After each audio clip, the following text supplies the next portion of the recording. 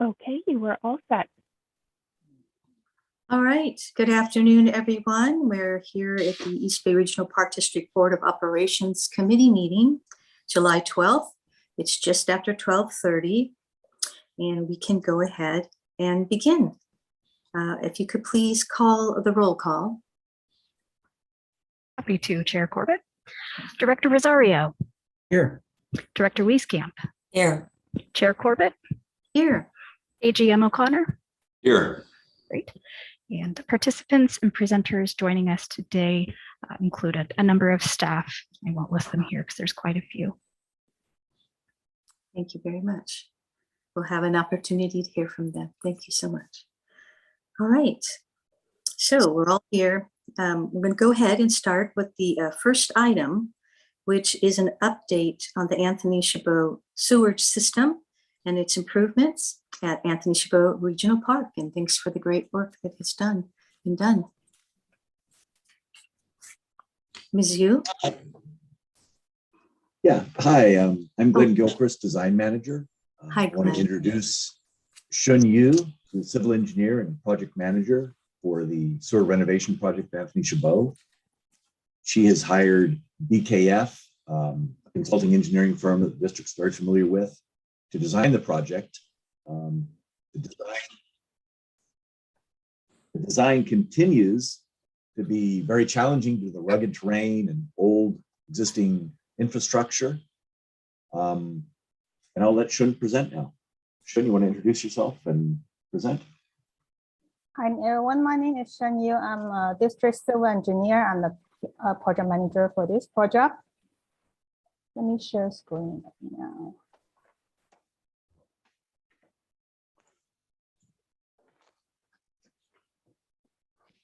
Is everyone seeing my screen okay? Yes. Hey, good afternoon, everyone. Today I'm going to present Anthony Chabot Sewage System Improvement Project. I'm the project manager of this project, and BKF is our design consultant. This project across two parks. One is Anthony Chabot Regional Park, and another is Lake Chabot Regional Park.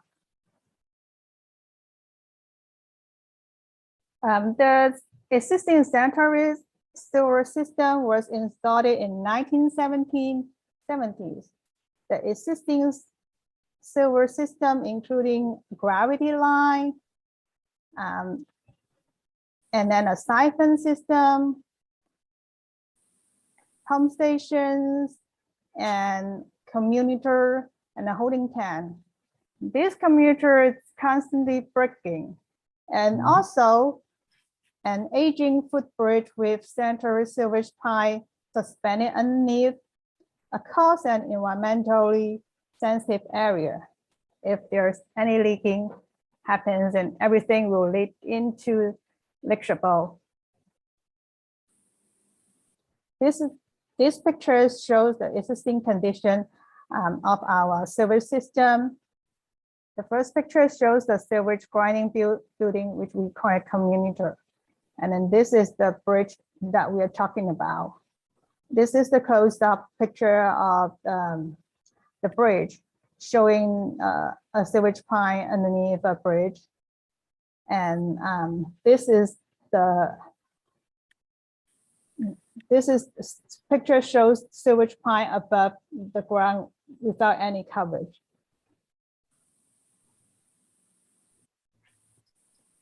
Our fix is that we are going to remove the siphon system downstream, and we will start with the commutator. We're going to remove this commutator and then abandon the existing siphon system downstream of the commutator. And then we are going to install a new sewage line that connected to an existing manhole near the Redwood Golf Course house. And then there's a new lift station will be installed in order to pump everything to this existing manhole. And then there's a grease interceptor will be required near the clubhouse. The existing pump station near the clubhouse also required to replace due to the increased flow rate. And then we're going to replace the force main after this pump station. Here is the 4 inches domestic water line on the slope adjacent to the Redwood Road will also be located within the Redwood Road at the same time as the silver. Is it possible to make this print up just a little larger? You might not need to do The that. map? I was just thinking for that past map. That would be good.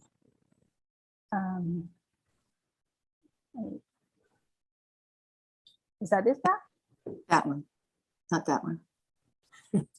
I know, but it's Well, that's probably okay. probably not now because it's Okay. no, it's kind of like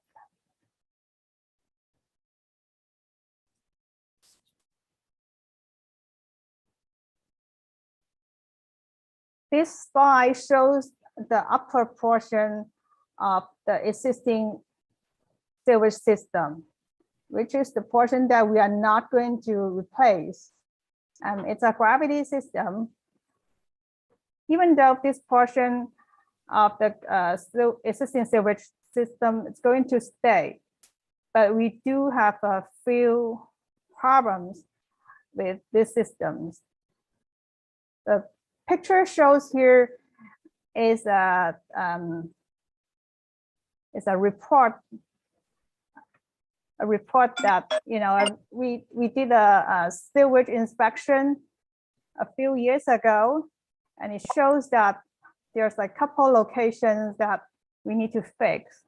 We have a few joint offsets, and then we have like some place we have vertical deformation, and then we have clapped pies, and there's like a couple of manhole. We also wanted to make it watertight, waterproof and watertight in order to reduce the seeping flow.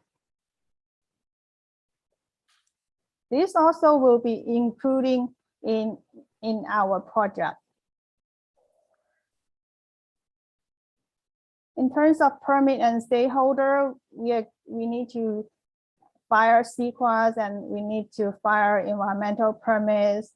And then we also need to coordinate with the county to obtain a encroachment permit because we are going to relocate some of the line within the Redwood Road, which is a county road.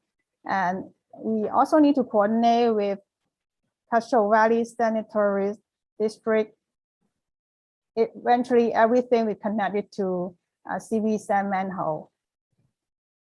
And then we also need to notify East Bay Mud because the lake is the East Bay Mud reservoir. Currently, our consultant is working with PG&E to come up with solutions to adequately power the 2 pump stations we just talked about. Budget-wise, we are talking about 6.7 million. For design consultant fee, it's approximately 475,000. For regulatory permits and requirements, we are looking at 225,000. Construction, it's approximately 5 million. And miscellaneous, including staff time, construction management, administration and inspection, it's about another 1 million. We only funded 790,000 currently. We have another 6 million unfunded.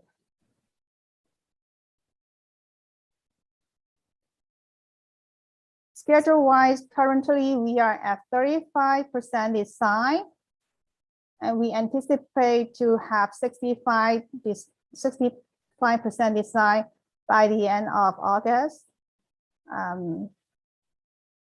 And then we will have a substantial completed design by the end of this year. And then we need to wait for all the environmental permits, and then final bid document will anticipate to finish it by the end of next year. Then go out to bid will be in May 2024.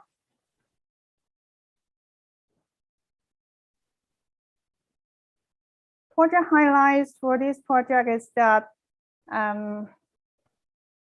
we normally talking about projects scope swelling, but then actually for this project, we shrink our project scope, even though it's like 6.7 million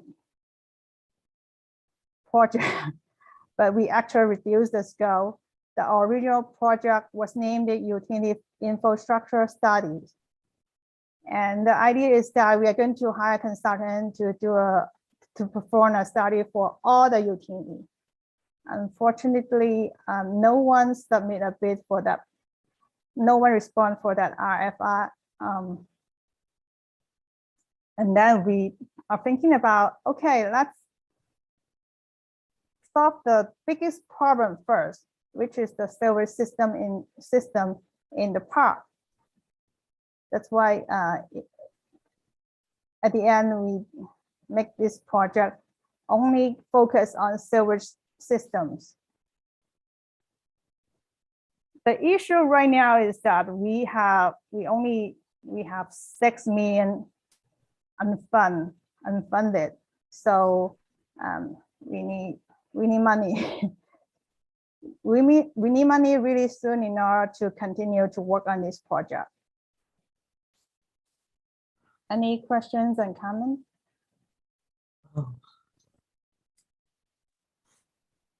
I do have some questions. I'm sure other people may too. Thank you for the presentation.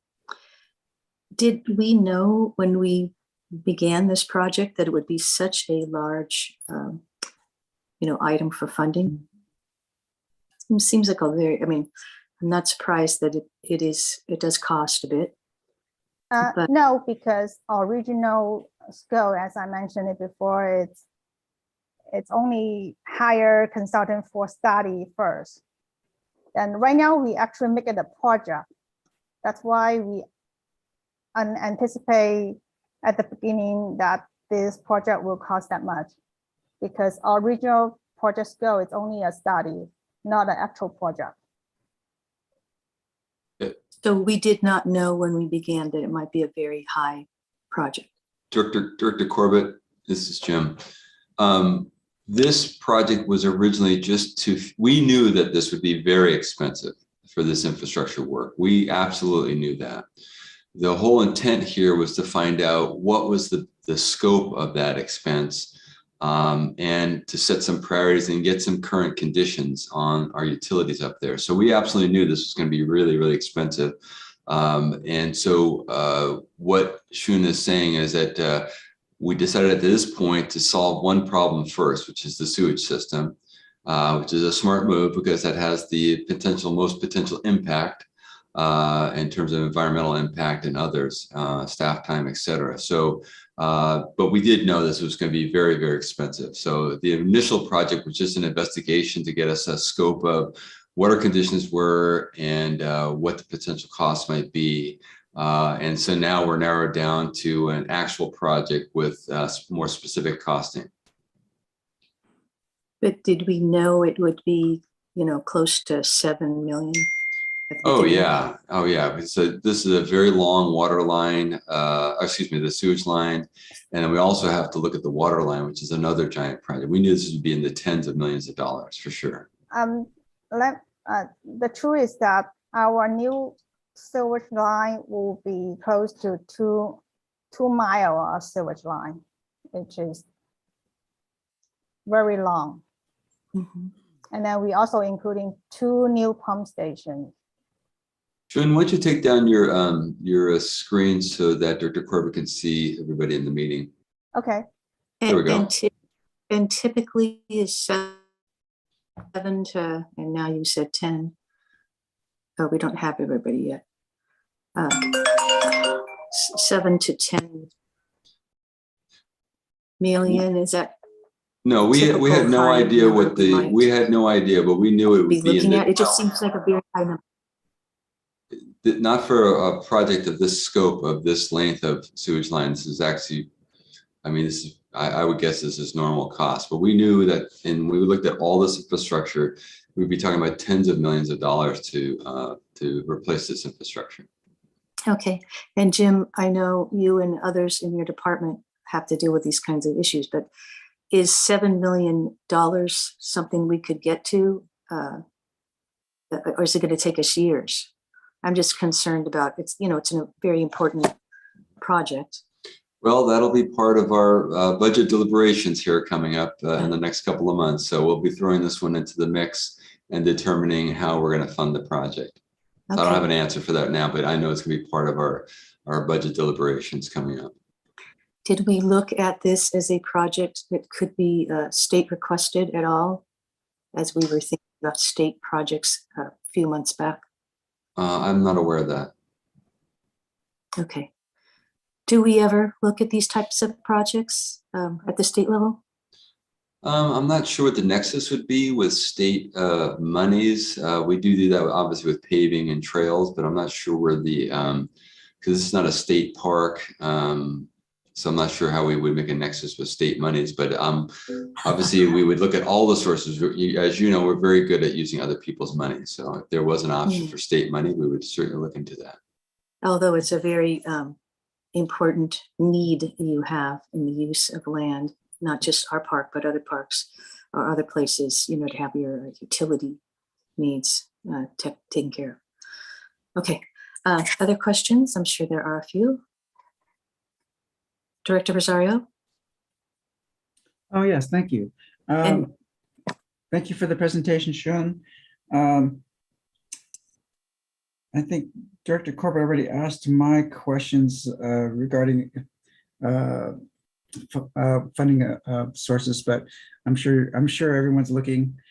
I'm sure there might be some opportunities in Prop 68, but my question is the bridge. If we're successful in rerouting the sewage, are we going to keep the bridge? Because that's a pretty key link these days. Great. I see it. Go ahead, Glenn. May I answer that? Yes. Yes, we've been making small repairs to the bridge over time. Getting the sewer line off the bridge would allow us to do a real repair. I don't think we can ever get rid of the bridge because it's part of the loop trail. And I don't know that there's really an alternative. Maybe someone else knows of one, but I don't. I think we would maintain some sort of bridge there. It'll be a lot easier to repair if we don't have to address the sewer line. Yeah, that'd be great. And just to comment that this is a long time coming. It needed to be replaced back in the 80s. But yeah, I mean, just the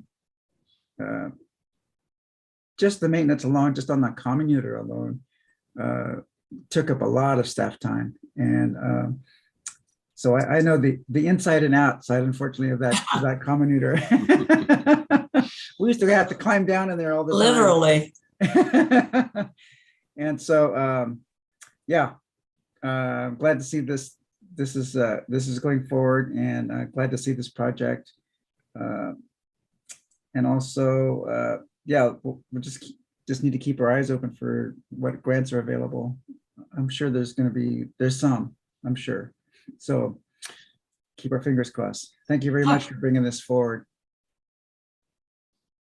Yes, thank you. It's important to take a look at this now since we have a little bit of work to do, but good project. Yes, Director Wieskamp. Well, obviously, this is one of our older parks, a very complex system that was probably put in over period of years. Do we have similar situations that you're aware of? Is complex? This might be one of the most complex. I mean, we also have, a very extensive system at Del Val, Right. Well, yes. and then we also have the McKay Avenue, which is a joint project we're going to have to manage with Okay. Yeah. with the city of Alameda. But, Del Val is a fairly, we run almost a small city at Del Val, when we look at the water systems and the sewage treatment system. So that might be as equally as complex, but we'll take it one at a time. Well, that one is, I thought we had updated that quite a bit at Del Val. We just did a bunch of work on the water system, the water supply, Right. the drinking water system. Yes. Okay. You're saying there throughout the district, we've got possible other scenarios. Absolutely. And that's why we've always appreciated the board's support for the MER program, the Major Infrastructure Replacement and Renovation Project, because that's been a key of what we've been working towards, including all the work with the VFA evaluation of our infrastructure and facilities. So all of that is part of where we're getting to. And this is just one system. And the one thing I wanted to say is that, the importance of the system, including the water line system, which we also have to look at, is that in order to expand the camping at Anthony Chabot Campground, we need to improve both these systems.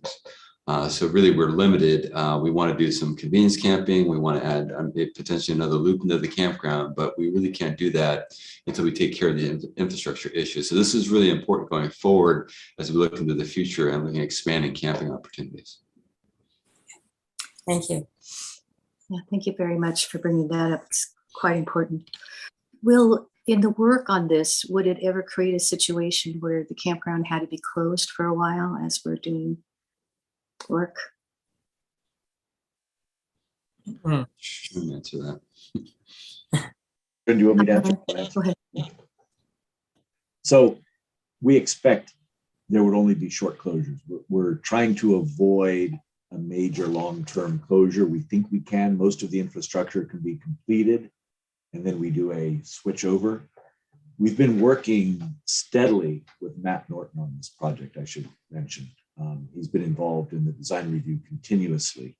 And the system currently has a holding tank above the comminutor, which we will use to, basically store the sewage for the short periods of time when the park is closed. And when the system is down, but the park is open, we will have a storage tank to collect material, and then it will get pumped out as needed.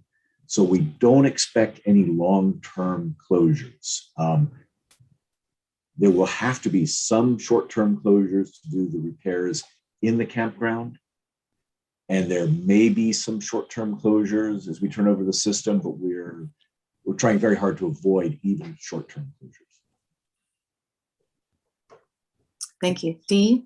I just want to say, I think that storage tank, I think that used to be an old oil storage railroad car. My goodness. So we should make sure that doesn't leak. Okay. Good idea. Pretty old. And hence why we want to get this system replaced. Okay, thank you very much. Has everybody asked their questions? We do have a public comment. Yes, I do see that. Kelly, would you like to go ahead with your comments? Mr. this Abreu, is- you have 3 minutes. This is an incredible project, incredible and amazingly coincidental. Exactly the same price as Mission Peak. There's a picture of Mission Peak on the cover page of this this meeting, the first slide. $7 million. But this thing was approved in 2021, and it's going to be running at what, lightning speed? It's going to be finished in 3 years. Mission Peak was approved in what, 2016 or 2017? And it still is dead in the water. Now, some people say that at the city council member Raj Salwan said he was talking with Mr. O'Connor. He said this on November 9th, 2021. And he said, this is a quote, clarifying the language about the ability to close the park. And I think there's some ambiguity with what we interpreted and the way the park district is interpreting. And that needs to be clarified. But that we don't want to have lawsuits or injunctions or disputes in the future. There's been mentioned that Park District does not want to expand the parking lot. But if that's the case, I don't see anything wrong with saying that. We have no intention of going ahead with the parking lot, end quote. So somebody's been telling Councilmember Salwan that this is actually dead in the water. I mean, you have a board-approved project that's been, what, secretly killed? And somebody's been Kelly, are you whispering this- talking about the item that's on the agenda? Yeah, that's a sewer item, right? Why are you proceeding with a sewer item? How does this sewer item even have, and what is the need for this sewer item? For example, how many people, I've been looking on traffic maps by cell phones. How many people go to this area and feed in sewage into this thing per week or per month or whatever? And then let's compare that to Mission Peak. I would expect that all those porta potties at Mission Peak, those 3 that were temporary that you installed in 2015, I bet you those are overflowing. So there must be getting a lot of sewage from a lot of people. And I wonder how you even decide these things. Why don't you just replace all these sewers with porta potties? Because, you know, if you don't have that many people, there's not that much traffic load out there in the woods of Anthony Chabot. You know, it's just a couple of campgrounds. Give them a few porta potties like you did at Mission Peak. And when you do the district-wide design review study that you just mentioned, by the way, I'm wondering, are you planning to exclude porta potties, waste systems that don't have any sewers? You're just going to run around all district-wide and look at all the sewers. But if an area is being run with porta potties on a temporary basis, of course, it wouldn't, by definition, it wouldn't even get into that study, would it? So you wouldn't see your study that looking at the need for sewer improvements, sewerage improvements, your study wouldn't even detect the need for sewers at Mission Peak. And by the way, look at this sewer, the engineering of the sewer plan that you've got here. The engineering is incredible. You're going. Thank you, Mr. Abreu. That is your up, time. Up and down. Mission Peak is gravity feed. It's so easy. Thank you. Thank you, Kelly. Mr. Abreu. All right, any other speakers?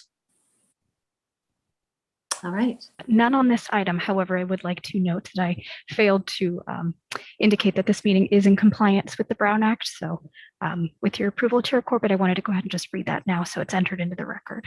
Yes, please. Okay, thank you. Today's meeting is being held pursuant to the Brown Act as amended by AB 361. Board members and staff may participate via phone or video conferencing.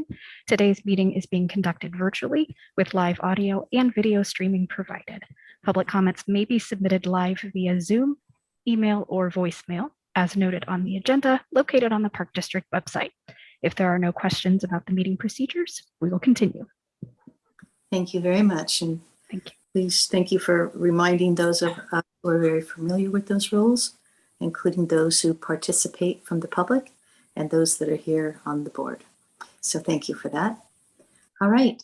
If there's no other comments or questions or anything else that staff would like to present, we can move on to the next item. Is there anything else you would like to add, Glenn? Okay. Thank you very much for the great participation. All right. So our next agenda item, hang on just a moment. Sorry, my phone just closed on me.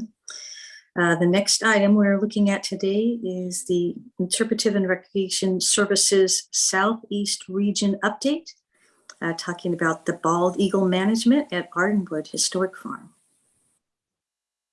Great. Thank you, Director Corbett. Hello again. Didn't we just see you recently? All right. Thank you for having us. I'm Sonia Gomez. I'm supervising naturalist at Ardenwood Historic Farm, and I'm joined today by our wildlife biologist, David Rinchie. Hi, David. Thanks for being here. Let me go ahead and share my screen. Let's see if is that looking good to folks. Yes. What a beautiful eagle. Excellent. Yes. And that is one of the ones right here at Ardenwood. Very exciting. So for our Southeast Region update, we'll be talking about the management of bald eagles at Ardenwood Historic Farm. And really, this is going to be a story of collaboration at that human-wildlife interface. A lot of people and partners in this story. So to set the stage here, Ardenwood is a relatively small park, so we're about 205 acres. You might be familiar with every interpretive park at the district has a foundation document, and that guides all of our interpretive decisions and overall decisions for the park as well. So this is a quote from our foundation document. Ringed by major roads and industrial and residential areas, the park is an island of agricultural land and is one of the few working farms left in the East Bay. Ardenwood also provides critical habitat for wildlife. So incredibly important in this very small park ringed by the urban, that people can come here, and they come a lot for the goats and the pigs and the chickens and all those animals, but they're going to see wildlife as well. In addition to foxes and coyotes, a lot of birds. So birders being a very common visitor we have here at Ardenwood, they flock here to take photographs and see species, hummingbirds, warblers, bluebirds, blackbirds. The photo on this slide is taken by Jerry Ting, one of the great photographers in our area that come to our parks to photograph these beautiful birds. So lots of birds here. In fact, these, the ones listed there are just a few of the hundreds of species that we get regularly here at Ardenwood. But until very recently, no bald eagles. So I'll turn it over to David Rinchie to talk a little bit about why. Okay, well, thanks for letting us have an opportunity to share our national bird with you today. When the bald eagle was first designated as our national symbol in 1872, there was over 100,000 bald eagles in North America. Today, we're coming back. We're coming back. But when the landmark legislation went forward, the Endangered Species Act, there was only 417 pairs in North America. So this is our national icon. It's an amazing bird. It's truly American. It was illegally shot. Habitat loss is always the answer to any question. Why do we have endangered species? Habitat loss, and certainly the pesticide DDT, which affected the oviducts of the birds, the females, when they're depositing calcium on the egg. Those eggs were thin, much like the osprey and the brown pelican. They all had thin eggs. So the bald eagle was one of those 20 charismatic species. I think all wildlife's charismatic. That's why I'm over in this realm of the empire these days. But it's a great recovery story. It's a great story of humanity reaching out to lift wildlife to a higher plane. Fortunately, the bald eagle population is starting to recover. We're about 10,000 bald eagles in North America today, certainly thanks to this effort. But the bald eagles are now delisted as far as endangered species, but they are fully protected. They're fully protected under the Bald and Golden Eagle Protection Act, as well as they're a fully protected species in our lovely state. Okay, I think next slide for me. So bald eagles, when I first started my career with the district as a naturalist in 1988, I never thought in my wildest dreams I would be managing bald eagles. It wasn't on my radar screen at the time. But in 1991, just a couple years later, a bald eagle female that was banded as part of the bald eagle recovery that was going on in California was released at Big Sur, and lo and behold, she showed up at Lake Del Valle and met a mate, and they started nesting at Hetch Hetchy, and it was a beautiful thing. And bald eagles live 15 to 30 years, and they moved their nest several times. And then in the heat of fuel reduction in 2012 with Anthony Chabot, we had another young pair of bald eagles, a 3- and 4-year-old male and female, show up, and they started building a nest. And it was like all hands on deck, because there's so much protection that has to go on for these eagles. While we were actually doing hazardous fuel removal, Dr. Bell and myself had our thumbs on the red phone, watching the eagles to see that wasn't going to be a disturbance. And then just a couple of years ago, at our historic park, I mean, where else could you expect to have a bald eagle? And here again was another young pair nesting in a tall tree with a nest 90 feet up in an area where there's a good fishery. Where's a good fishery? Quarry Lake. So what do all three of these eagles have in common? They're all near close fisheries or good waterfowl production locations. Okay, I think I said enough. I'll go on. I can get going on these birds. So sensitivity to disturbance for bald eagles is important. Nest failures can happen. As I said, these nests can be 90 feet up. These nests are 10 feet in diameter. They weigh several tons. Well, recently we had the nest at Del Val blown down, and here's Dr. Bell and I after rescuing a young bald eagle that was just about ready to fly. I got a nice little cut on my arm. It's a badge of courage where the talon caught me, and I'm bleeding there, and I'm just so proud of it. You know, not too many people can say they've had an eagle talon in their arm. But anyways, sensitivity to these birds is really important.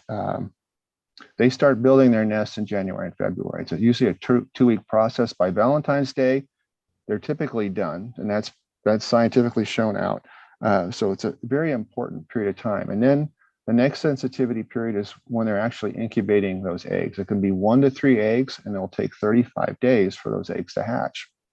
Both male and female are working on incubating the eggs. And just a side note, on our birds, when I've been monitoring, typically the female's on them at night, and then as soon as daybreak happens, the male comes in and he takes over during the day, and she goes off and feeds, and they come back midday. I can tell you more about that later.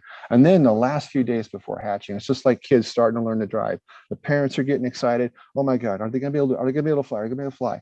And after that, the fledglings will stay with their parents for about a month. So 3 really critical periods: nest building, incubation, and of course fledging. And that can take a 3 to 4 month process. Major threats certainly are drones, which we'll probably touch on. Corvids, overabundant ravens, they're not good for eagles. All right, next slide. So this is just a little look at some data. You can see the typical, on the left side of your screen, your typical bald eagle nest in a eucalyptus tree. If you look closely at the head of the one that's flying, I know I can't show you my pointer, but where the yellow spot is where the bill is, you'll see a dark line. That tells you that's a 3 to 4 year old bird, and you've got the one in the nest. And as you can see, I kind of covered the nest construction. They're typically right there in February is when things really get happening. Incubation is 35 days. And typically what's been very fascinating to me is right around Earth Day, a few days one way or the other, we have eaglets hatching all over the place. It's like really cool. And then fledgling is towards the end of June, or just before July 4th. All right, next slide. So here's where we have to put our biologist hat on and stand and protect the birds, because there's all these documents that we have to follow for avoidance measures around an active bald eagle nest. It's a pretty big fine, but within a half-mile radius of a nest, there's a direct line of sight of activity that we have to preserve and protect. And there's a direct line of sight where there's supposed to be no helicopters flying. There's basically supposedly a bald eagle exclusion zone. Loud noises, that's a no-no around bald eagle nests during that critical nesting period between February and July. And there's a whole long, huge 50-page document that talks all about that. And this is kind of how we distilled it down as it reflects to the management of our parks and specifically at Ardenwood. Okay, next slide.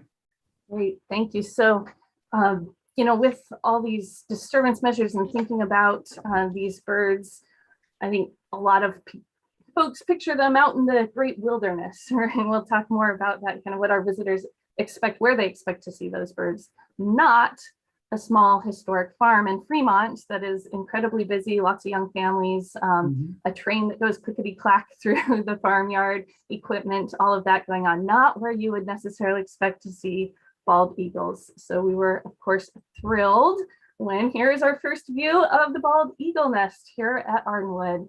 So this picture was taken back in February of 2020 by naturalist Christina Garcia. She'd gotten tips from other staff and from neighbors, actually, that the bald eagles had been seen around carrying sticks, that we thought there would probably be a nest somewhere based on what people were saying. And she was able to confirm that. And this is the first shot she took through a spotting scope here on the farm. And I think this is where the story gets really neat is, first thing she did, she jumped on the computer and emailed stewardship and said, hey, here's what we've got here at Ardenwood. Can you recommend us guidelines for protecting the nest from disturbance? So right away, we were able to get on top of those measures to make sure that the nest was protected. And from all of that, our first successful chick here at Ardenwood. So this was, again, the chick in 2020 that successfully hatched here. And so to do that work, to make sure that they were successful, we first got great recommendations from stewardship. On the left here is a site map that shows those different rings of potential disturbance. So the green triangle here by the Northwoods label is where the nest is located at Ardenwood. You can see this dotted line is a pretty well-used road for both staff and some of our partners in concessions, as well as a walking trail. We have a narrow gauge historic railroad that goes right through here. Again, clickety clackety, whistles blowing, pretty noisy, going right through here, right through that kind of bullseye 0 to 100 foot art meter buffer. We have the Society for the Preservation for Carter Railroad Resources, SPCRR, runs the railroad here at Ardenwood. When they're giving rides, the track runs through the front here. I don't know if you can see my cursor, but Arden Station, around the side to Deer Park Station. But then their car barn is in the back of the property over up by the East Field, up here on the kind of top right corner. So when they're in operations, they're running right by that disturbance zone. So and one of the first things we did, reaching out to SPCRR and saying, hey, we have confirmed bald eagles. And we worked incredibly closely with them to make sure that their operations weren't going to be a disturbance. Now, some of the good news on this, February 2020, it wasn't long before the park was closed to the public for a short amount of time due to COVID. So we had some time to kind of figure out what that impact could be and working with them on how we could limit their impact with the train rides when they came back. To throw a wrench into it, we had also worked really hard with them to approve a new train loop that takes the visitors on the clickety-clackety train all the way past that Northwoods, where the Eagle's Nest is, to the backwoods. And thank you for those of you who are able to take that new train ride with me recently. It's a really fantastic new loop.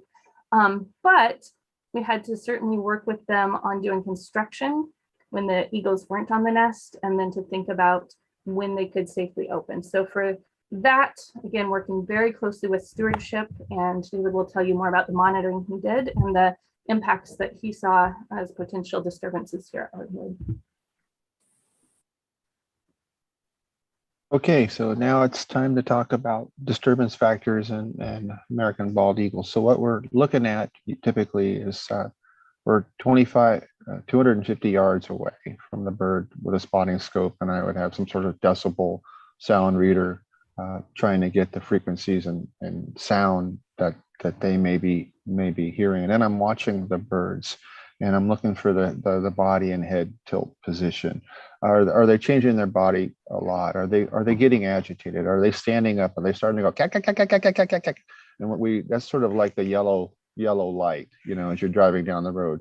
Green, we're just turning our heads, okay. We start standing up cacking, that's the yellow light. And what we don't want is them to jump up and fly out wildly, leaving the eggs exposed to a potential raven, letting the egg temperature drop, and then of course the embryo is not going to develop well.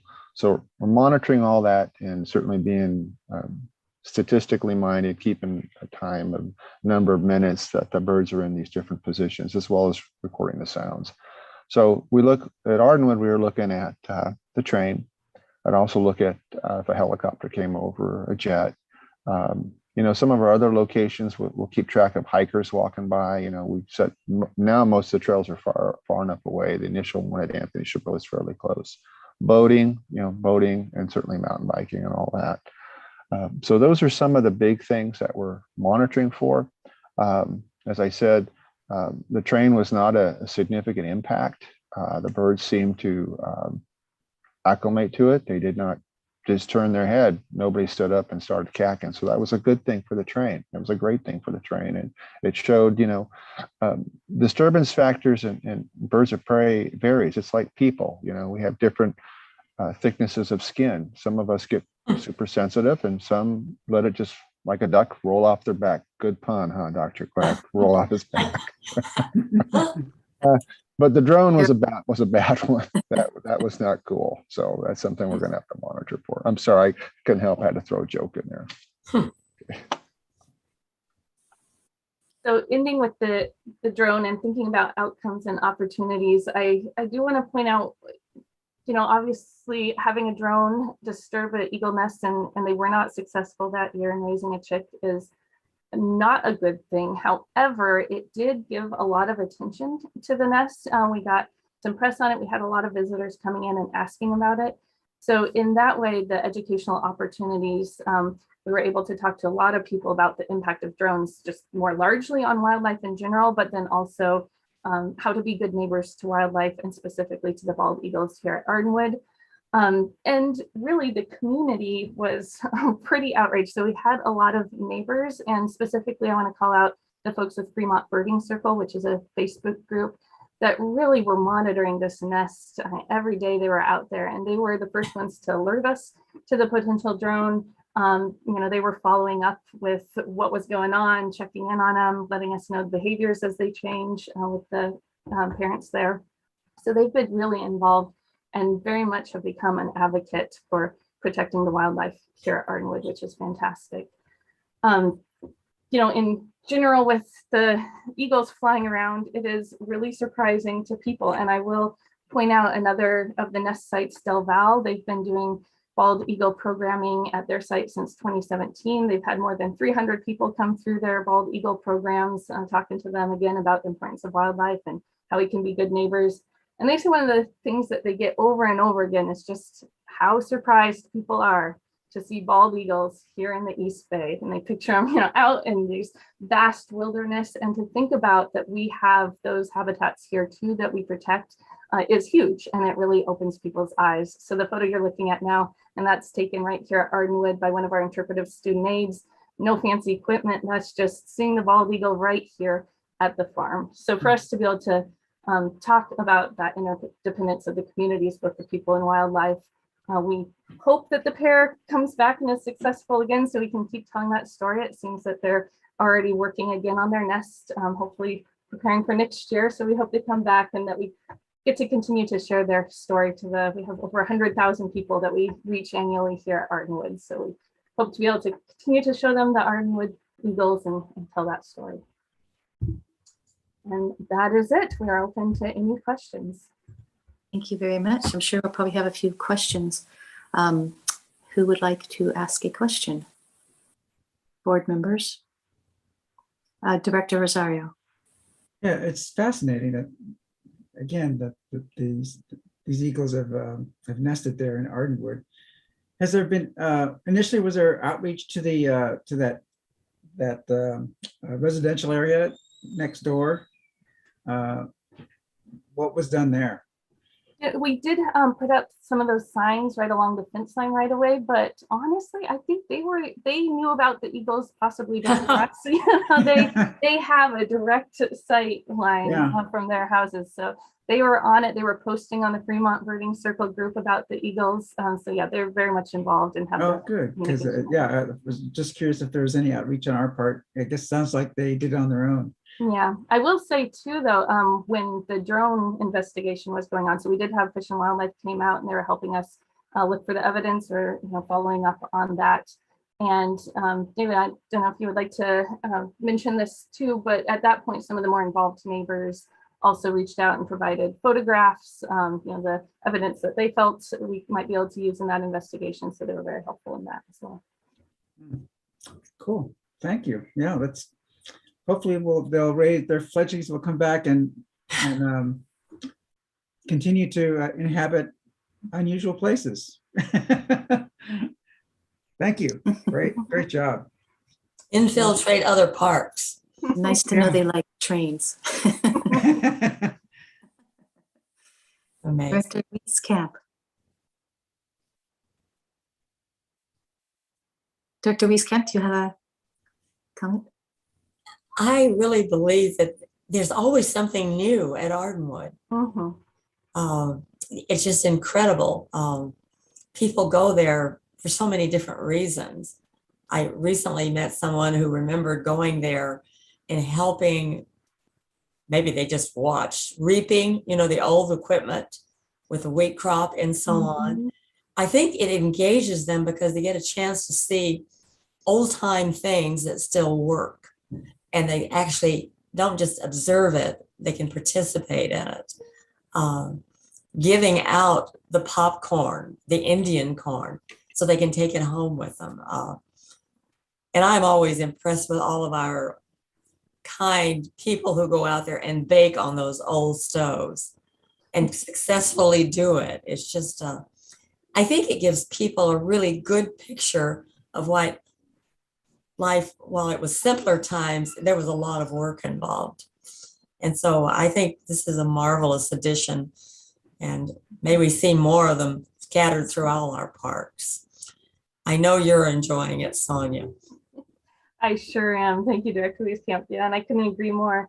And now you can actually ride that narrow gauge train and see the bald eagle nest from it. I'm looking forward to that. That's such a great thing they did while they had time off to add to the track and so on.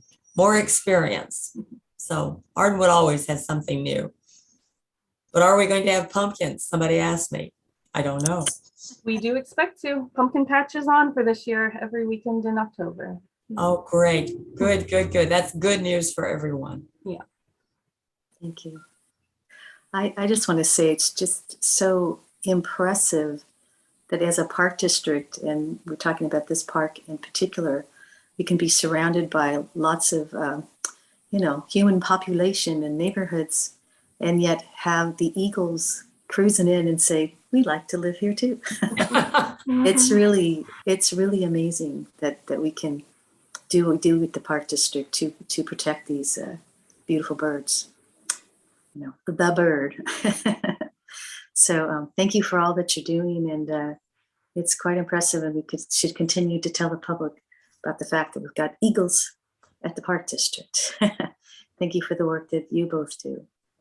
Any other comments or questions? It's just great to see it. Yes, it is. And we I have do a- know you have a speaker. We do have a speaker, and would like to remind the speaker that there's a process to go ahead and email your comments, but I will defer to you, Chair Corbett, if you would like to take this public comment.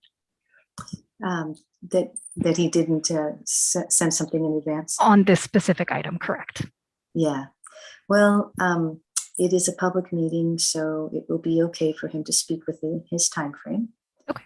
And Mr. Abreu, you may unmute, and you have 3 minutes. Yeah, Director Corbett is actually a lawyer. So when she talks to you about these legal points, she's actually extremely correct. The Brown Act actually requires that you take public comments, whether or not they're prearranged and pre-scheduled. In fact, it explicitly outlaws, bans, any need for pre-registration, any, citizenship requirements, any residency requirements, any of that. It's all there very, very specifically. Now, when we talk about eagles, one of the things that community groups like to do is they'll jump in and say, Eagles, did you know that the East Bay Parks have the highest concentration of nesting sites for the golden eagles? Golden eagles, it's a different species, I know, but it's still an eagle, and it's still in the East Bay here.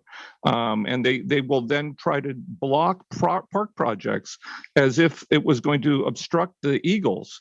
And if you looked at those concentric circles, I didn't see an exact engineering dimensions on those, the diameters and the radii of those circles. But if it did have those, I'm sure you'd figure out that they're actually kind of short. So anybody who's worried about the nesting site of a golden eagles somewhere in Fremont would have probably the same kind of concentric circles, unless those species have a different requirement. But coming back to those concentric circles on that map that you put up, the biologists, it's funny how there's asymmetric or uneven or unequal weighting of the burden of these the protection of these species. The burden falls only on one side of the property line. You notice how the eagles chose to go right up against the north edge of the property, and they're in some trees there, and then those circles around it, some of the circle, half the area is within a park.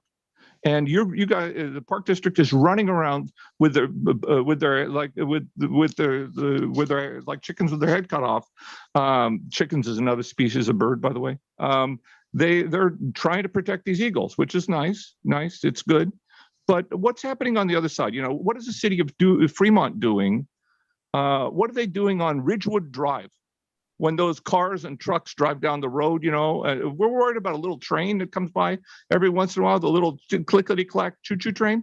What about what's going on in the backyard of those people that live across the street? What's going on Falls Terrace? What's going on Deep Creek Road? Where's the city people out there protecting the habitat and environment and noise and ambient and stress levels? Thank you, Mr. Bird. That is your 3 minutes. Thank you. Thank you. All right.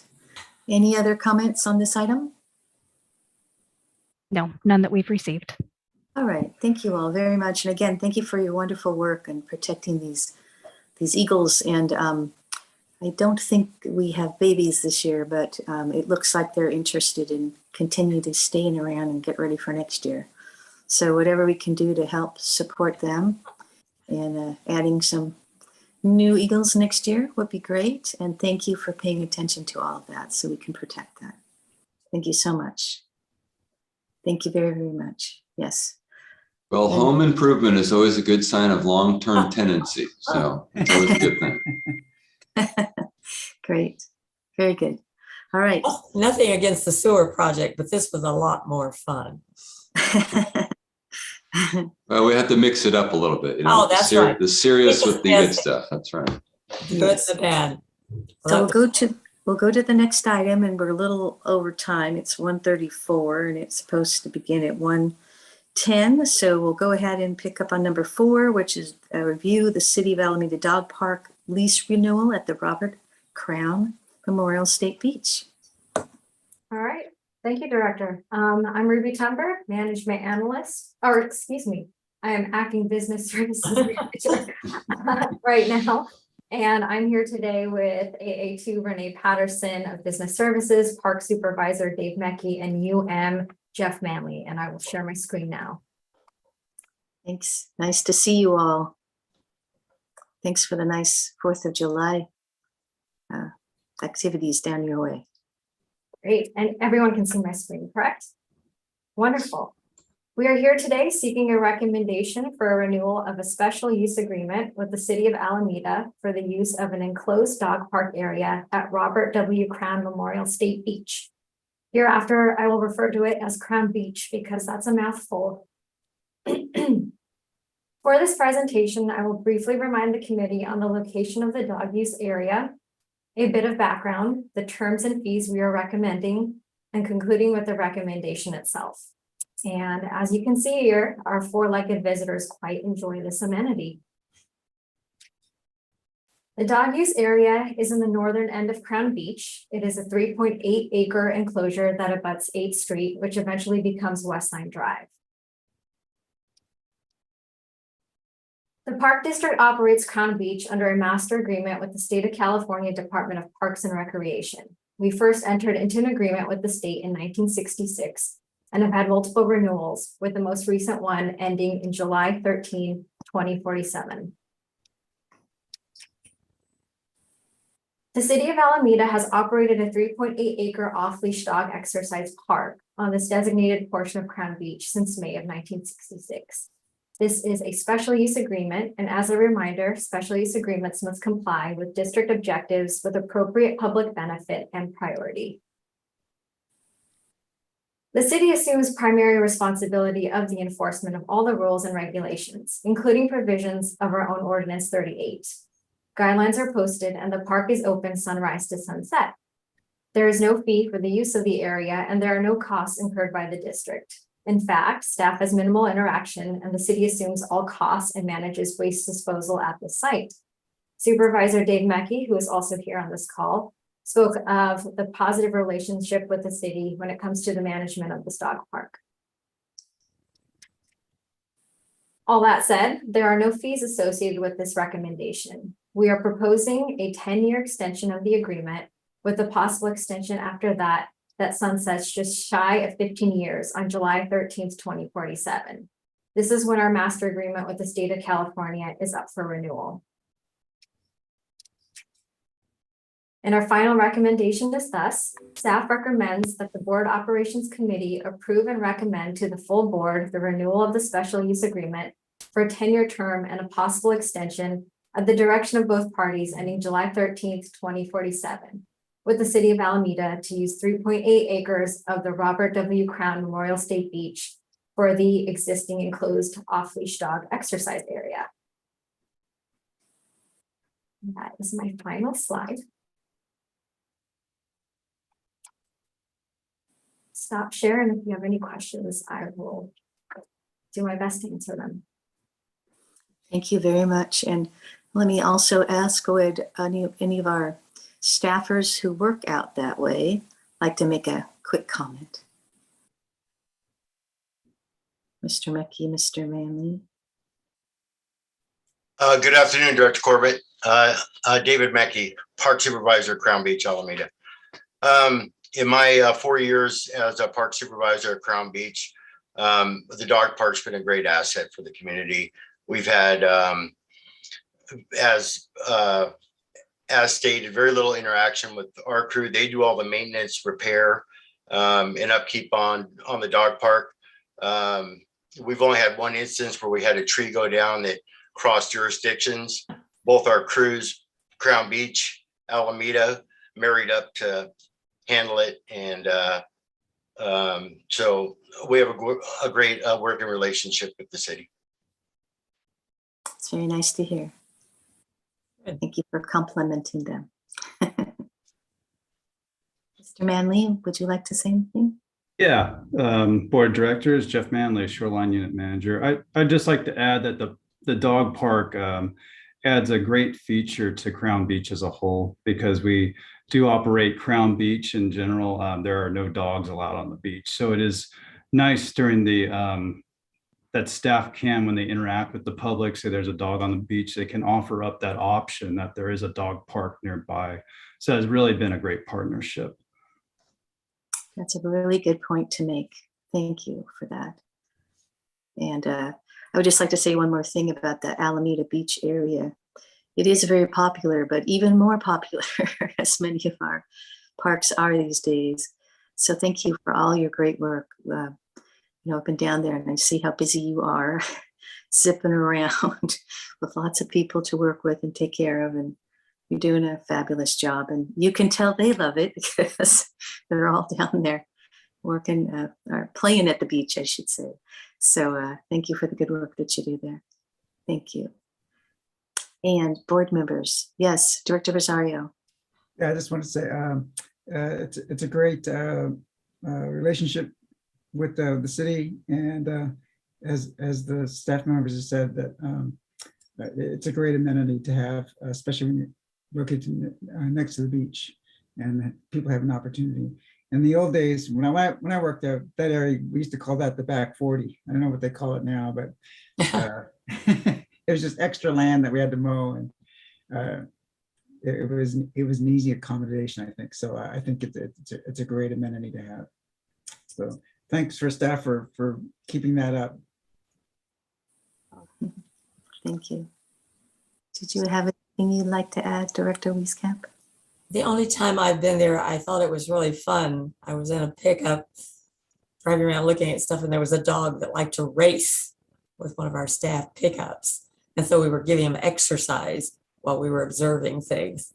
But no, I think it's splendid. You've got a fairly large population there, and it gives the dogs a chance nearby to get a safe walk. And again, keep them off the beach. So great amenity. And I'm always glad to hear that different staffs get along just fine if all people did the same, right? So good job.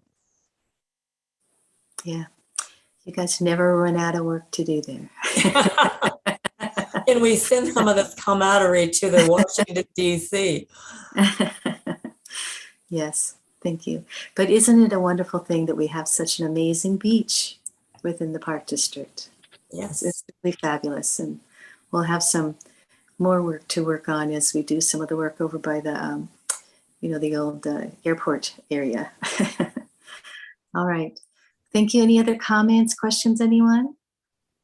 We do have a member of the public who wishes to make a comment, Mr. Abreu. Okay, Mr. Abreu. Right, you have 3 minutes. Thank you. This is how probably most parks operate in the district. There's a nice amenity. The dogs need someplace to exercise. The residents want to go out there with their dogs. Everything and it all starts with the leadership. It starts with the city that is not trying to work against the health and the recreational interests of their own residents, not trying to keep the dogs out of the parks. And it starts with the park district, the management and the board director that are trying to work on behalf of their voters and of the behalf of their property owners and on behalf of their visitors, and trying to support their needs. And this is the kind of leadership at the board level that is sorely lacking elsewhere. Thank you. Well, thank you, Kelly. And thank you to all the wonderful things staff is doing in other parks as well. Thank you. I think we need to take a vote.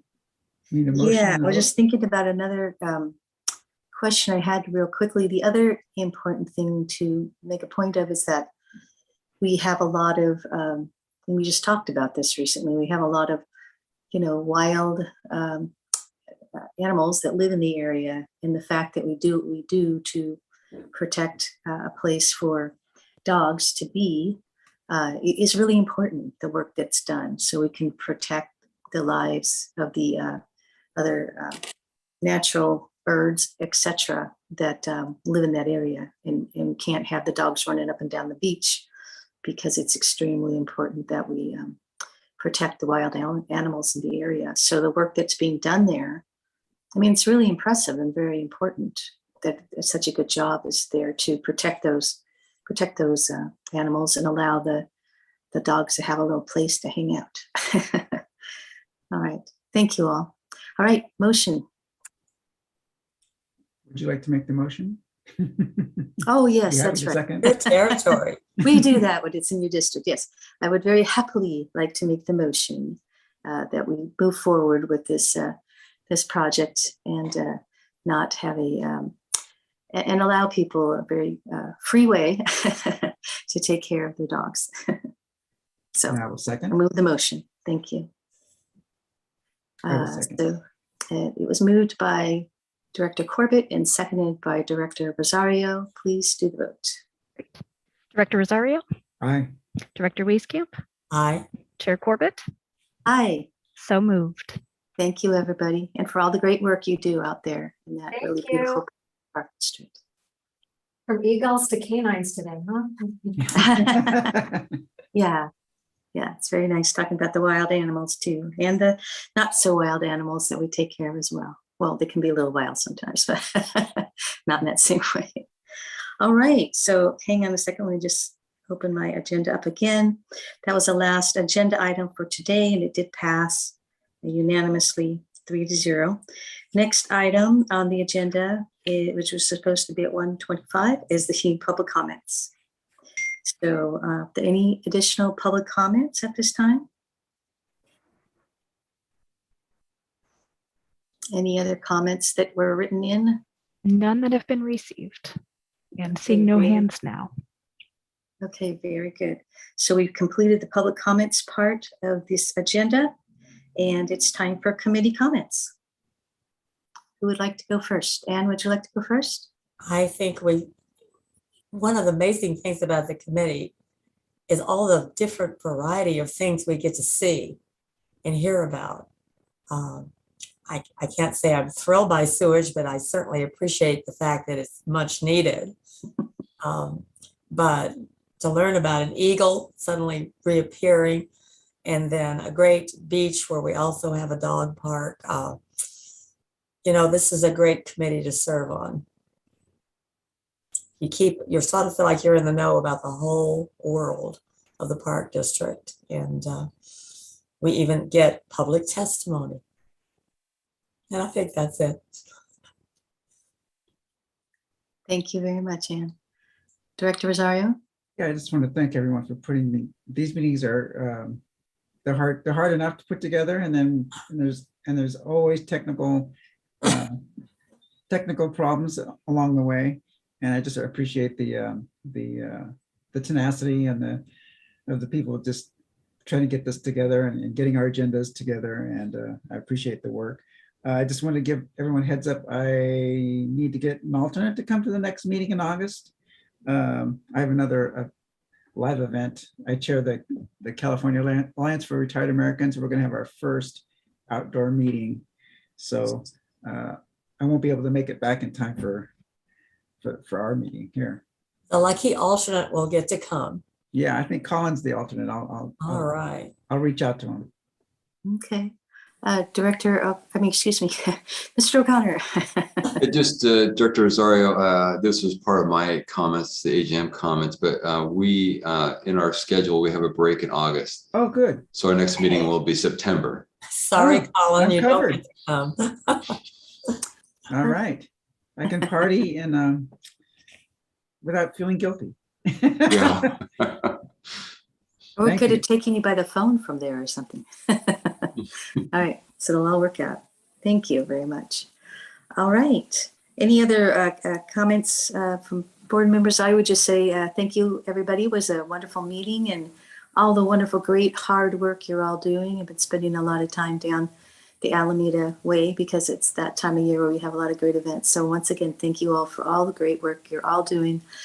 And you know, it's July, so you'll be very busy for the next few months too. And although it's not so hot today, it sounds like it could be getting a little hotter again. So thank you for that. I know it's very interesting certain times of the year in Alameda. It can get warm and can get very even more popular than it is. So thanks for all that you're doing. All right. And with that, Assistant General Manager comments are next. Just, yeah, I've already said no Board Operations Committee meeting in August. We'll be meeting again in September. I don't have the date off the top of my head.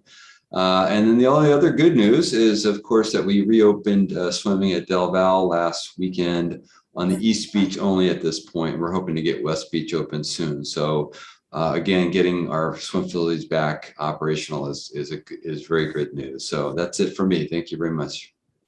Thank you very much. All right, it looks like the meeting if there's nothing else for people to say, thank you again for all of you who have been at the meeting and all the great work that you're doing. And with that, the meeting is adjourned. Thank Thank you all very much. I know. Bye, everyone. Yeah, bye-bye. Have a cool rest of the day. Yes.